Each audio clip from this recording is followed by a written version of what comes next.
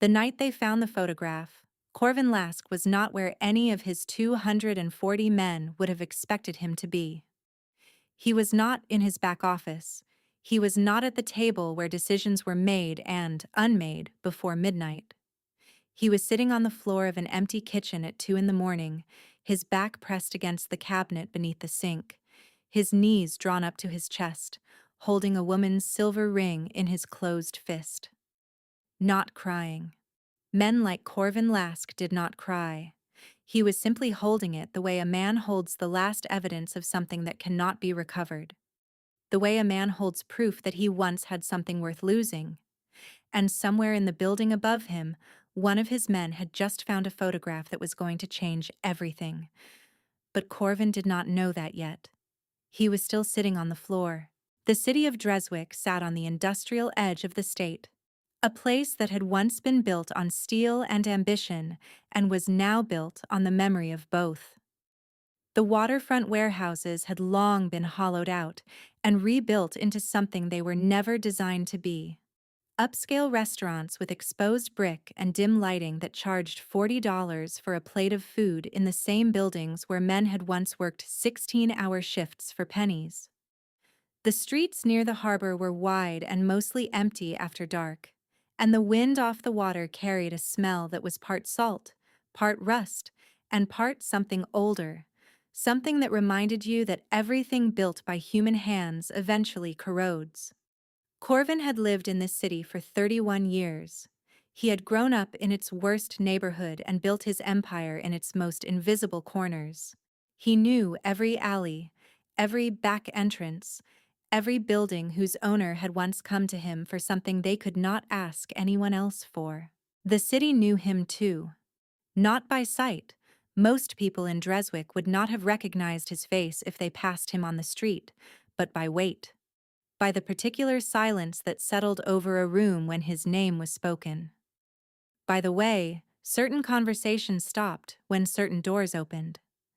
By the way, people who had never met him still found a reason to cross to the other side of the street when his car idled too long at a curb. He was not a man the city feared. He was a condition it had learned to live with. His name was Corvin Lask, and he was 58 years old. He was built like a man who had spent his life carrying things no one else would touch. Broad through the chest, thick through the hands, with a stillness about him that was not peace, but discipline. The kind of stillness that gets installed in a person when they teach young that stillness is survival. His hair had gone entirely gray in his early 40s, not gradually the way most men's does, but in the span of a single year he never talked about. His face was angular and weathered, with deep lines carved at the corners of his eyes, not by laughter, but by years of watching things without reacting to them. His jaw held a single fixed angle that suggested it had forgotten any other position. His eyes were the color of river water in winter. Pale, cold, and entirely unreadable, the kind that recorded everything and returned nothing. He moved through the world the way only the most dangerous men move, without hurry, without announcement. As if the space around him understood it was expected to accommodate him, and it always did. He dressed in dark clothing, not as a statement but as a habit. The habit of a man who had learned early that visibility was a liability. His suits were expensive but worn without vanity. His shoes were always clean. In the world Corvin inhabited, what you wore told people what you were worth before you opened your mouth. He ran an organization that had no official name, no registered address, no public face.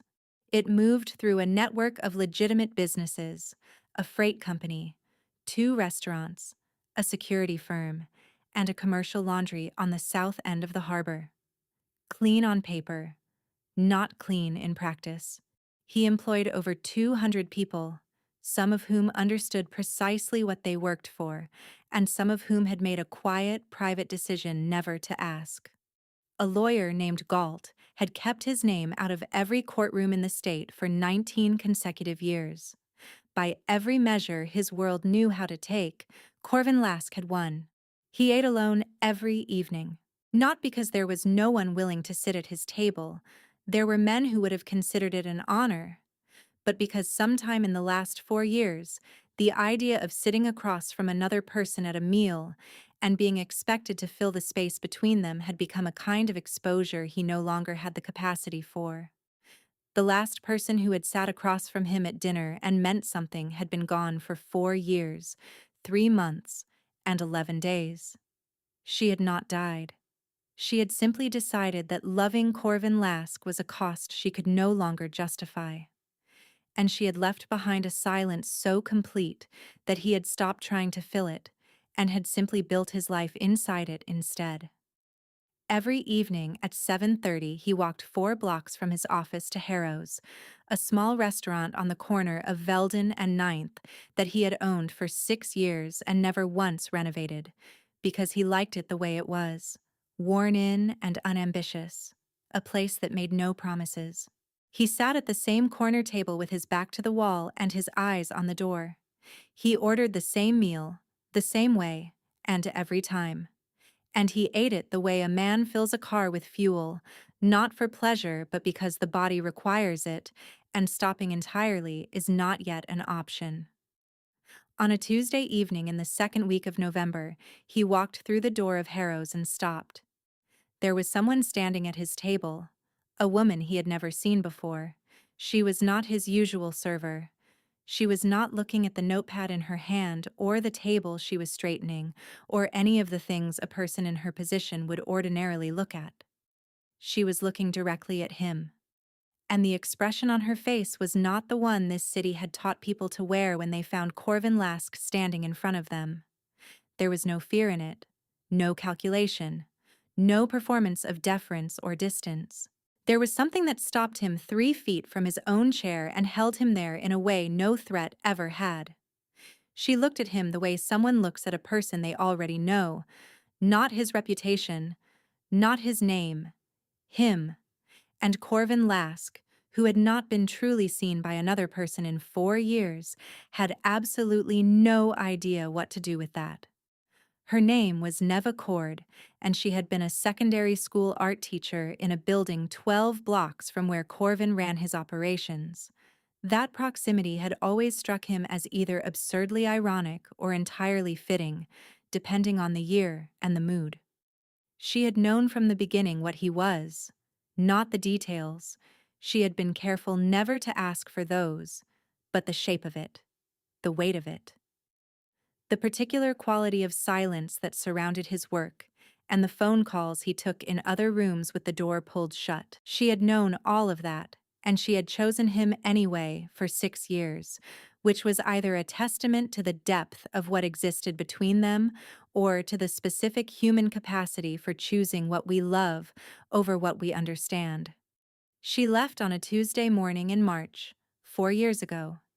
She did not leave in anger.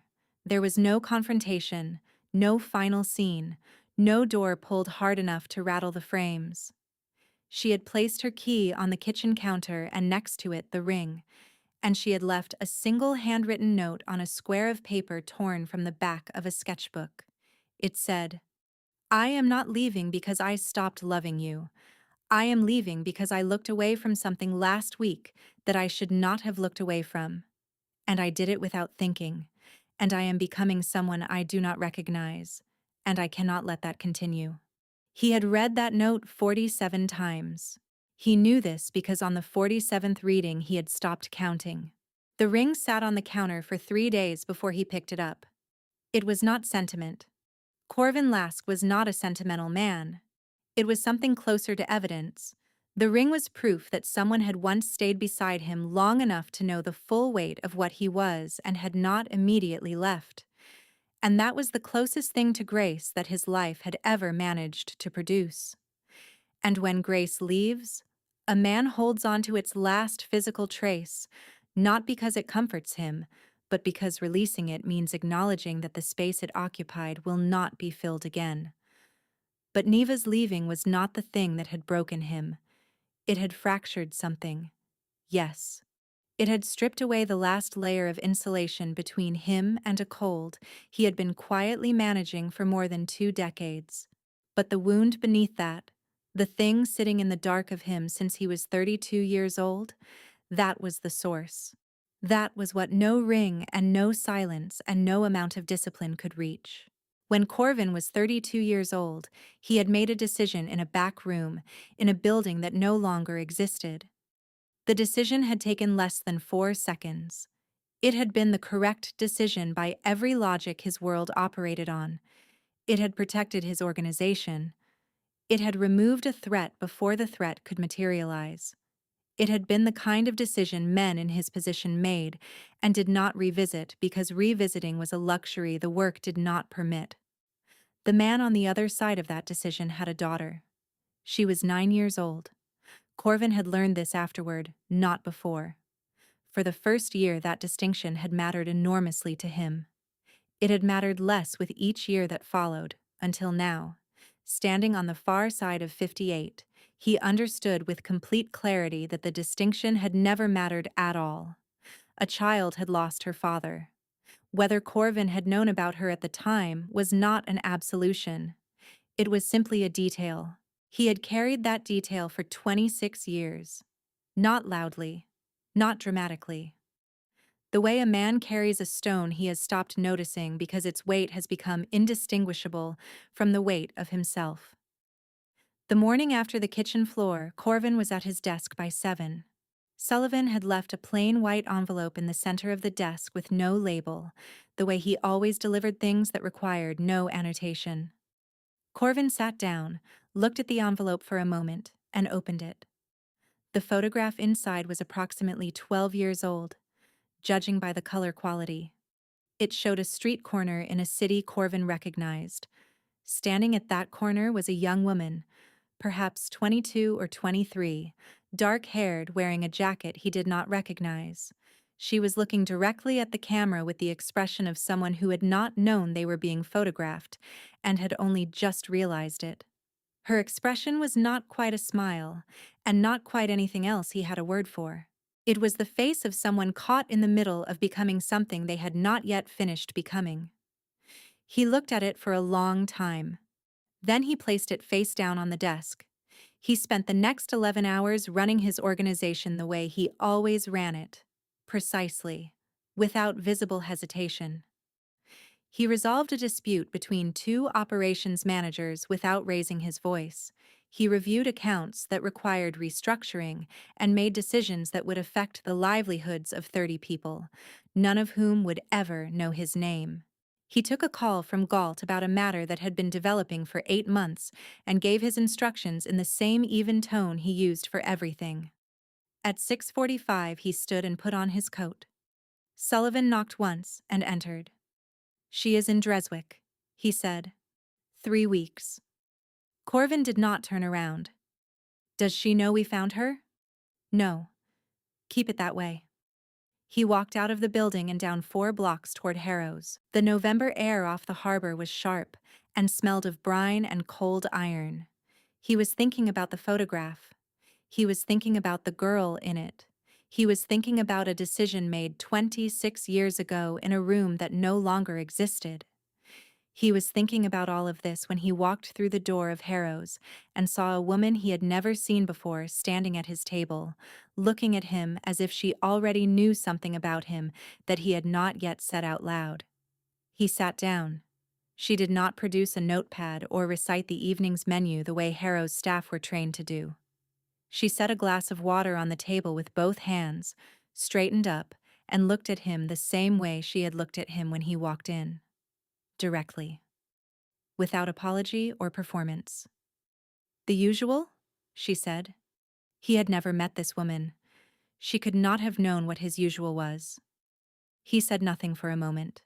Then, "How do you know what my usual is?" It was not a question. It came out of him the way most things did, flat and level and without inflection. She did not flinch. "Marco told me before his shift ended," she said, "but I would have guessed anyway." He looked at her the way he looked at things he was trying to understand, rather than simply observe. She was in her mid-30s, dark hair pulled back, hands slightly reddened at the knuckles, the kind of redness that comes not from one shift but from years of them. Her face was composed in a way that was not the composure of someone performing calm for the benefit of a difficult customer, but the composure of someone who had arrived at stillness the hard way and intended to keep it. There were things in her eyes he recognized without yet being able to name. He ordered the usual. She wrote nothing down. She returned 8 minutes later, set the plate in front of him with the steadiness of someone who had been carrying things for other people for a very long time, and then paused before stepping back. She was looking at the placemat rather than at him, straightening its edge with one finger. She said it quietly, without drama, the way a person mentions something they have observed and decided to name, not to wound, but because staying silent seemed like the greater unkindness. You eat like someone who is waiting for permission to stop. Corvin set down his fork. He looked up at her. She was already turning back toward the kitchen, unhurried, as if she had said nothing of consequence, as if she had not just reached through 26 years of stone and touched something underneath it that no one had come close to in longer than he could accurately measure. He did not call her back. He sat at his corner table with his back to the wall, and the city arranged around him in the particular silence of a world that had learned never to look too closely. And for the first time in 26 years, Corvin Lask was not sure that silence was protecting him. He came back the next evening, and the one after that. By the fourth consecutive evening, Marco, who had worked the dinner shift at Harrow's for 11 years and considered himself a reasonable reader of the room, had developed a private theory about the new waitress and Mr. Lask, and had also developed the immediate private intention of never pursuing that theory any further, because some observations were better kept entirely inside the skull that produced them. Her name was Marin Solka. She had been hired 3 weeks prior to cover the evening shift after the previous server left without notice. She had experience. She showed up. She had a way of moving through the dining room that was efficient without being hurried, a kind of acquired economy of motion that develops in people who have spent years learning to carry things without spilling them and have stopped thinking about it consciously. Corvin learned her name on the second evening, without asking. He heard the kitchen manager call it through the service window, and the information settled into him with the same quiet precision as everything else he catalogued about her across those first 4 nights. She moved through the room the way someone moves through a place they have not yet decided to trust, not warily, but with the specific attentiveness of someone who has learned to take the measure of a space before committing to it, and who has learned this from environments that made it necessary. She remembered orders without writing them down, not as a technique, but as a habit. The habit that forms in people who have had to hold things in their heads because there was not always time or paper for anything else. She smiled when something was genuinely worth smiling at, and did not smile when it was not, which, in the service industry, amounted to a kind of quiet rebellion. She watched him, not the way people watched powerful men, with sideways and self-concealing caution. She watched him the way a person watches something they are in the process of trying to understand. And every time he noticed it and looked up, she was already looking somewhere else, unhurried, as if the movement of her gaze was the most natural thing in the room. On the third evening, she brought him coffee he had not ordered. She set it beside his plate and said simply, "You look like you did not sleep." He had not slept. He had sat in his study until 3 in the morning with the photograph face up on the desk, sitting with a question that had no resolution he could locate. She had read this in his face without being told and responded not with a question, but with coffee. The gesture was so small and so precisely right that he did not know how to file it. On the fourth evening, he arrived 7 minutes earlier than usual without knowing why. He sat at his table and ordered and ate, and watched her work, and somewhere in the middle of his meal, he understood what her eyes reminded him of. They were the eyes of someone for whom childhood had been cut short by something that arrived before its time. Someone who had been handed adult weight before adult hands were ready to hold it. He had seen that look before. He had spent 30 years looking at it in mirrors. On the fifth evening, the dining room had thinned by 8:30, and she sat down at the small staff table near the service station with a glass of water and a notepad covered in columns of numbers she was working through with a pencil. She was not looking at him. She was looking at the numbers with the focused and faintly unhappy expression of someone trying to make a calculation come out to a figure it is refusing to reach. He watched her for a moment. Then he said, without planning to, "What are you short?"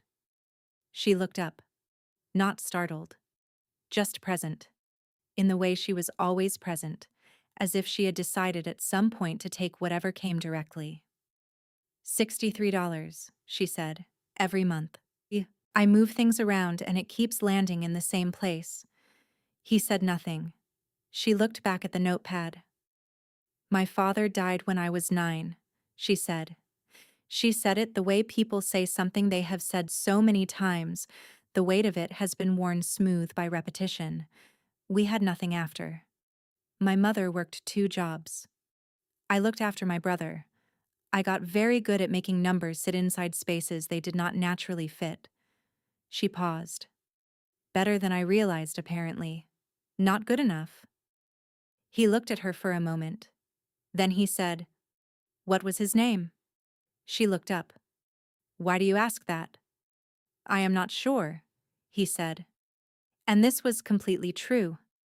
The question had come out of him without the usual transit through the filter he applied to everything before it reached the surface. This had not happened to him in longer than he could reliably locate. She studied him with that quality of attention she had, which was less like scrutiny than like listening carefully to something he had not said aloud. "Dav," she said, short for Davith. He was a man who fixed things, not just ours, the neighbors' things too. He would spend an entire Sunday fixing something for someone who had not asked him to, because he could not walk past a broken thing and leave it that way. She paused. I have not thought about him in a while. It is strange, what makes a person think of someone. She looked back at her notepad. Corvin Lask sat at his corner table with his hands very still on the surface in front of him. The stone beneath his sternum moved in a way it had not moved in a very long time. Davith. He had known one man named Davith in his life. One man named Davith Solka who had fixed things for the wrong people without asking enough questions, and who had a daughter, 9 years old, whose name he had learned afterward and carried ever since. He had carried it the way a man carries a name he has no right to say out loud and no ability to put down. He looked at Marin Solka sitting at the staff table with her $63 shortfall and her notepad and her father's name sitting between them in a room she did not yet know they were sharing with it. He said nothing. He finished his meal. He left. He walked 4 blocks back to his office in the November dark and picked up the phone and called Sullivan and said, I need everything you have on Davith Solka. Tonight. Sullivan's files confirmed it before midnight. Davith Solka, a daughter named Marin, 9 years old at the time of her father's death. 35 years old now, in Dreswick for 3 weeks, working the evening shift at Harrow's. Corvin sat with this information for a long time. He sat with the specific quality of stillness that comes not from peace, but from a weight so comprehensive that motion seems beside the point. He had carried the fact of Davith Solk's daughter for 26 years as an abstraction, a name, an age, a detail in a folder in a bottom drawer. The abstraction had a face now. It had $63 of monthly shortfall and a notepad and a dead father she thought about when she did not expect to. He did not sleep. He was at his desk by 6 in the morning. He thought carefully about what he was able to offer and what offering it would mean. He thought about the difference between doing something because it absolved you and doing something because it was right, regardless of what it gave you in return. He thought about those two things for a long time because he was not entirely sure he had ever done the second one. He also thought about the fact that she was $63 short every month and that she was wasted carrying plates. That evening, he arrived at Harrow's at the usual time, sat at the usual table, and ordered the usual meal.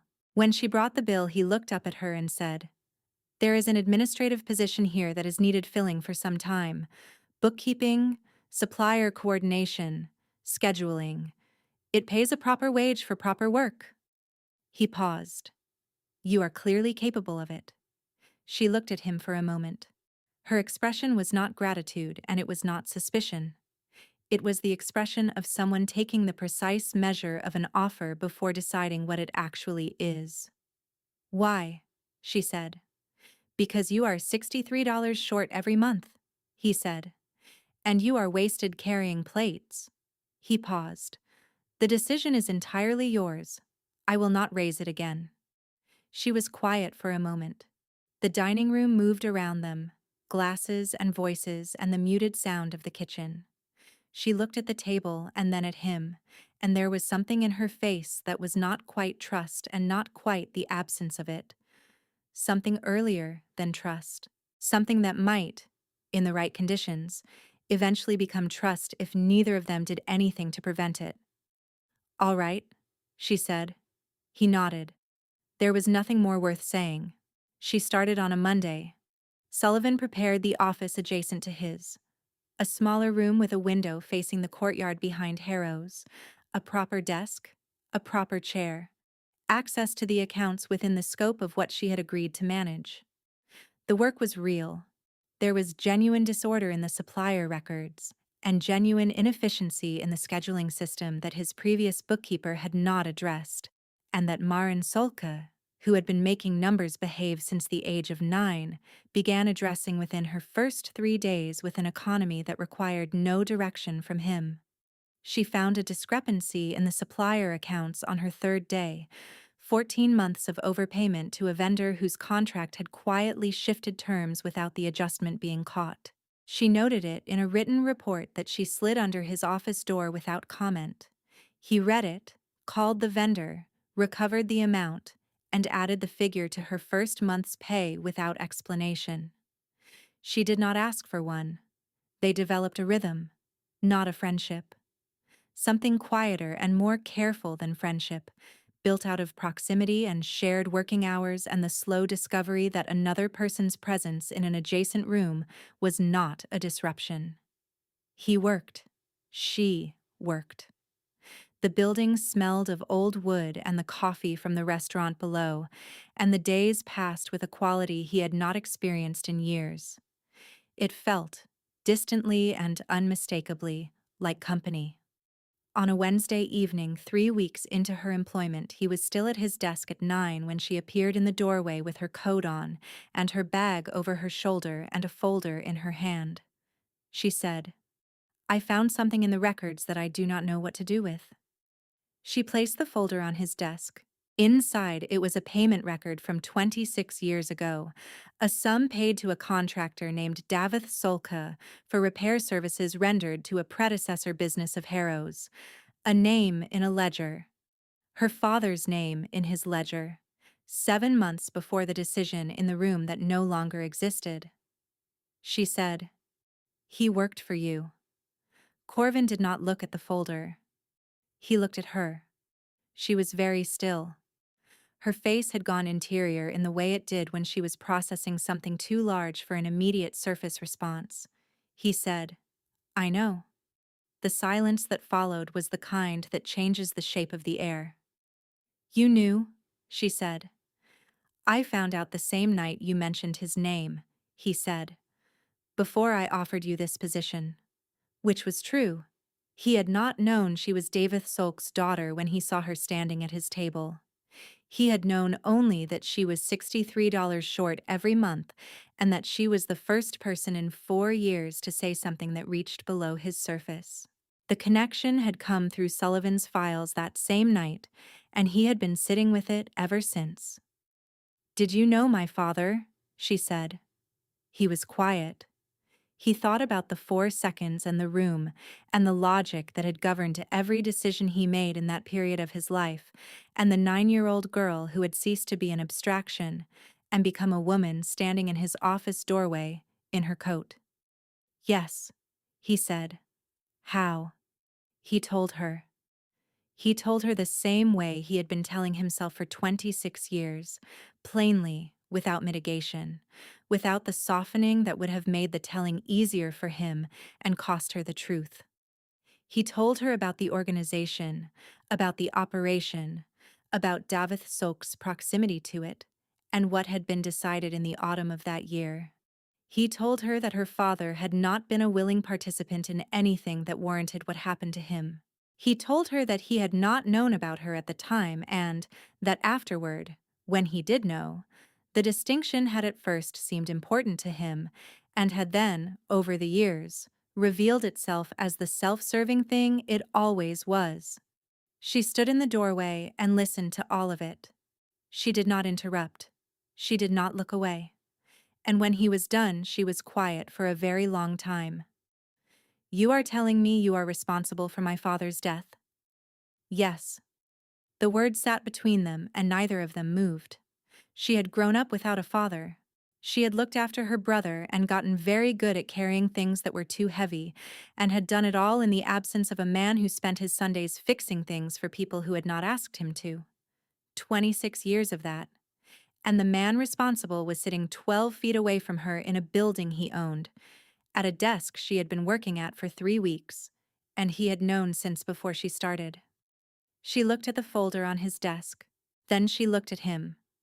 "I need to go home," she said. He nodded. She walked down the corridor. The stairwell door opened and closed, and the building went quiet in the specific way it goes. Quiet when a particular presence is no longer in it, which is a different quality of quiet than ordinary silence. He sat at his desk for a long time.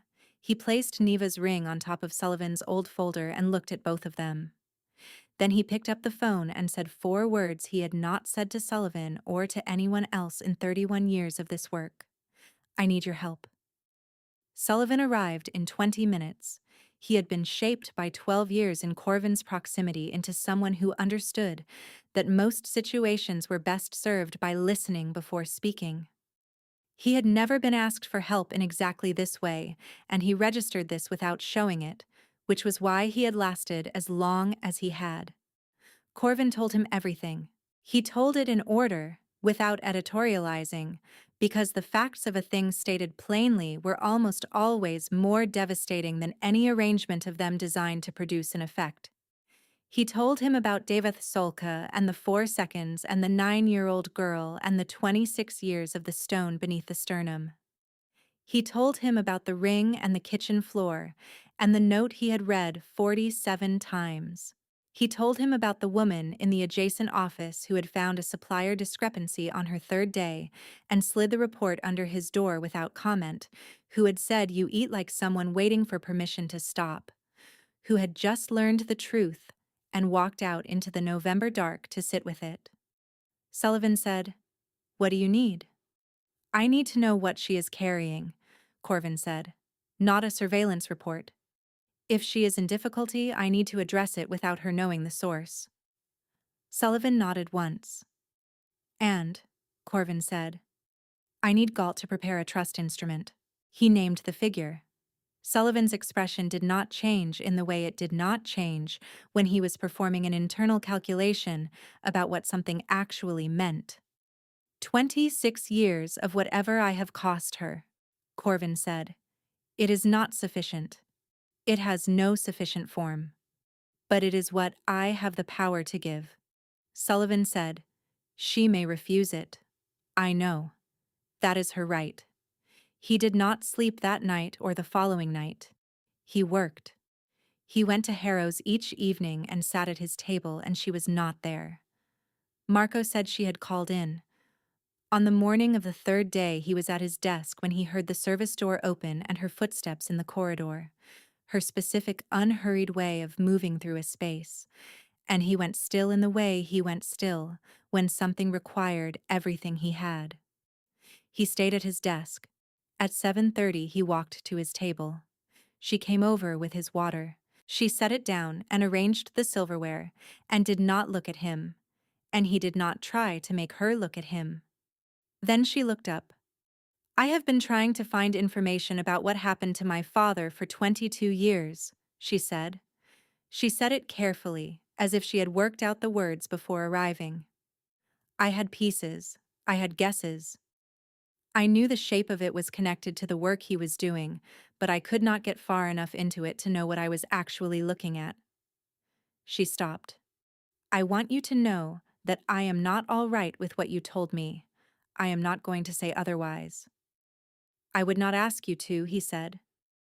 "I am also not going to leave," she said. "Not yet. The answer I found here is the first real answer I have had, and walking away from it feels like choosing not to know. And I have spent 22 years not knowing." She paused. "So I am staying. For now. And staying does not mean forgiveness.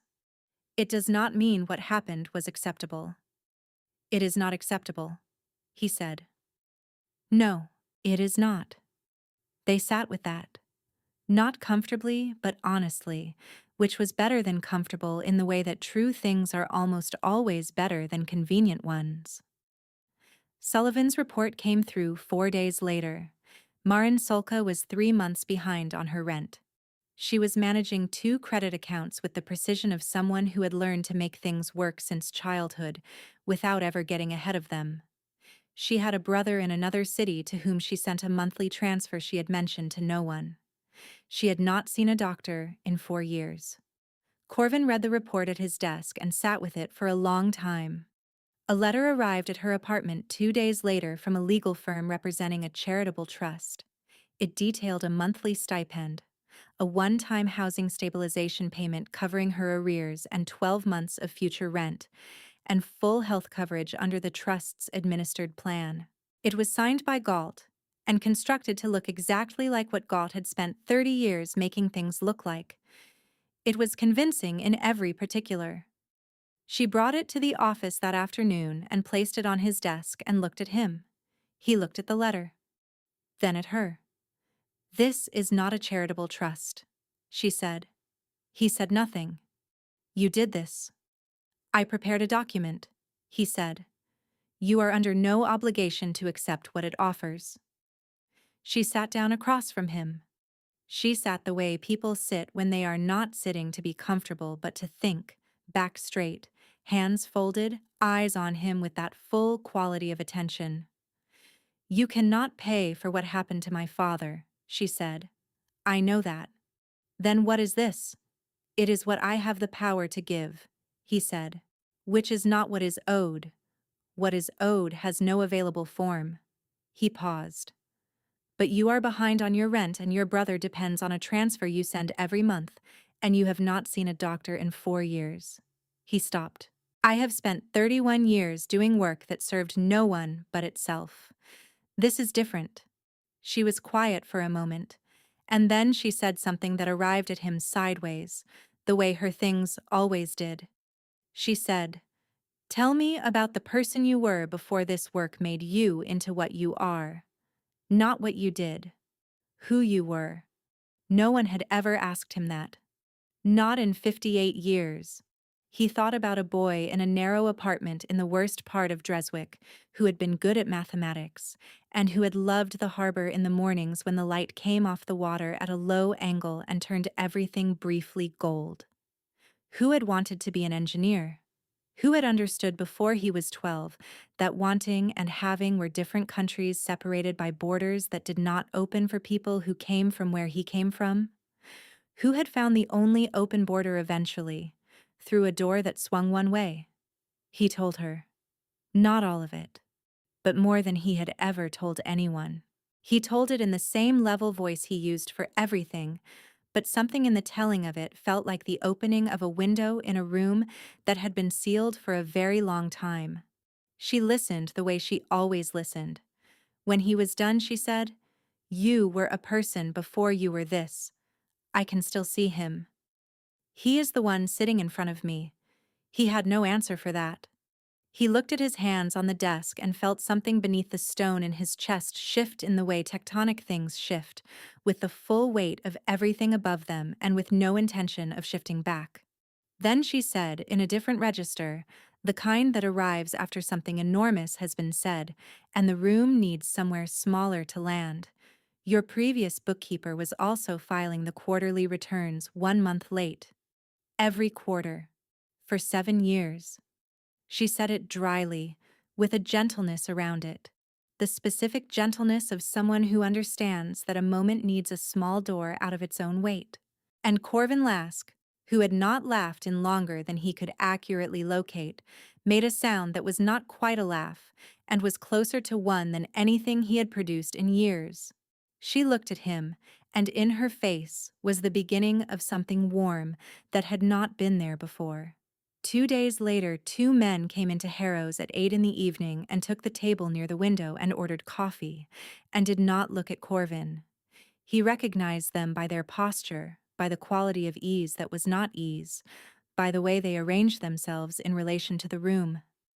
They were from an organization that had been watching his operation for 18 months and had decided the appropriate pressure point was a woman who worked in his building.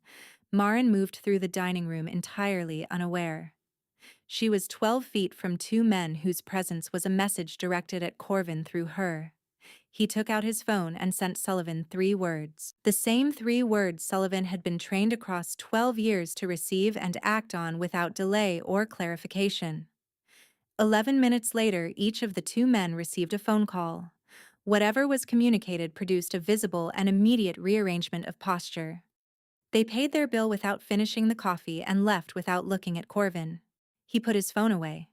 He had used his power the way he had always used it, efficiently, without announcement, with complete confidence in the outcome. But the reason was different from anything it had been used for before. Not territory. Not enforcement.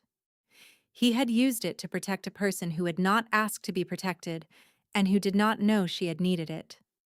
The difference between those 2 things was not small. A week later, he walked into her office and placed on her desk a single sheet of paper from a real estate firm. It confirmed the transfer of a lease on a commercial space on the west end of the harbor. Good light. High ceilings. A floor plan suited to a studio. She looked at the paper. My father's business ended when he died, he said. I cannot restore what was taken. But there is a space. If there is anything of his you would want to continue, or anything of your own you have wanted to build, it is there. 3 years. No conditions. No expectations of any kind. She looked at the paper for a moment. I used to draw, she said. When I was a child, my father taught me. We would sit at the kitchen table on Sunday evenings and he would show me how to draw the things around us. Ordinary things. A cup. A lamp. The view from the window. She stopped. I stopped when he died. I told myself I would go back. But I never did. Because going back meant going back to the Sunday evenings, and going back to the Sunday evenings meant opening a door to the part of my life where he was still in it. She was quiet. Maybe, she said. I would like to try opening it. He nodded. There was nothing worth saying that would improve what the moment already was, and he had learned, slowly across these weeks, that the right response to certain moments was to leave them exactly as they were. In the second week of January, on an evening cold enough that the windows of Harrow's had fogged from the inside, Corvin sat at his usual table and ordered his usual meal and ate it the way he had not eaten anything in as long as he could remember. Not as fuel. Not as the mechanical maintenance of a body that needed to continue operating.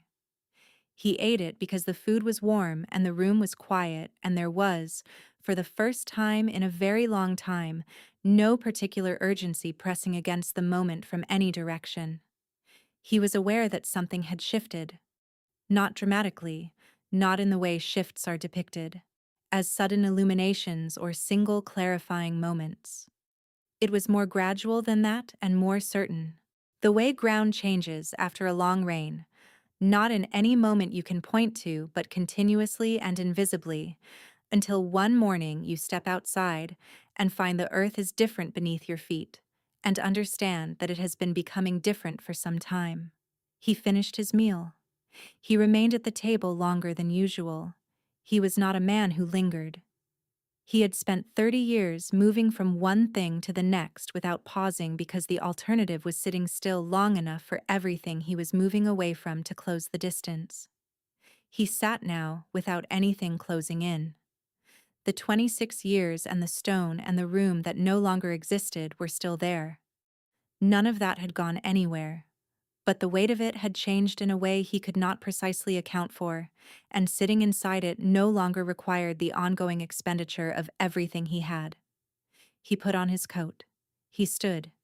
He reached into his inside breast pocket and took out Neva's ring. He held it in his closed fist for a moment the way he had held it on the kitchen floor in the dark of 2 in the morning, the night before everything began to change. He felt the familiar weight of it, the specific gravity of what it was evidence of, the grace that had existed in his life, and then decided he was a cost it could no longer justify.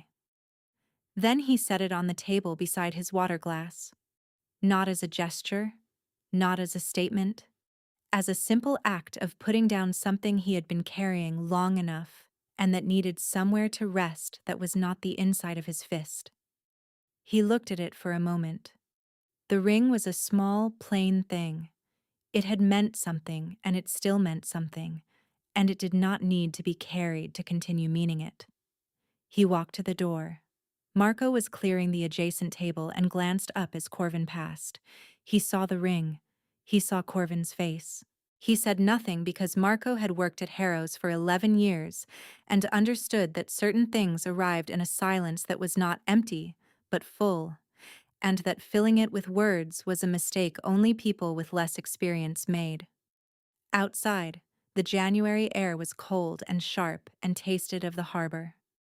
Corvin walked down Veldon toward the water, away from his office, away from the direction he always walked. He had made the same 4-block route in the same direction every evening for 6 years. Tonight he turned the other way without deciding to, the way the body sometimes understands before the mind has processed it that the direction of a thing has changed. The harbor was dark and the lights of the city fell across the surface of the water in long, wavering lines. He stood at the railing for a while. He thought about the boy who had loved this view in the mornings when the light came off the water at a low angle and turned everything briefly gold. The boy who had wanted to build things. The boy who had found the only open border between wanting and having, and had passed through it and spent 30 years becoming someone the boy would not have recognized. He thought about a man named David, who fixed things for people who had not asked him to. He thought about a woman who had carried her father's absence for 26 years and had done it without anyone to carry it alongside her. He thought about what it meant to do one thing that was worth doing, not as a transaction, not as an absolution, but as the simplest possible form of a decision made in the right direction. He turned and walked back up from the harbor through the cold city. He did not go to his office. He went home, which was an unremarkable apartment he had occupied for 9 years and which had never managed to feel like more than a place where he slept. He unlocked the door and went in and stood in the small entryway. The apartment was quiet, but tonight the quiet did not carry the weight it had held for 4 years, 3 months, and 11 days. It was not the quiet of an absence. It was simply quiet. The ordinary quiet of a place at the end of an evening, which was a different thing entirely. He made coffee. He sat at the small kitchen table with Sullivan's photograph lying face up beside the cup. The young woman at the street corner, caught in the middle of becoming something she had not yet finished becoming. He had carried the photograph the same way he had carried the ring, as a form of accountability he had not known what else to do with. He placed it inside a small wooden box from the shelf in the hallway, the kind that had once held something and been kept, because putting it away felt more honest than throwing it out. Not destroying it, not hiding it, setting it somewhere it could be still. He closed the lid. He went to bed. He slept.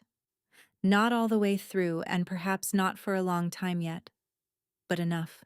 Enough to feel the weight lift for a few hours and to understand what it was like to put down something you have carried so long you have forgotten what your hands feel like without it.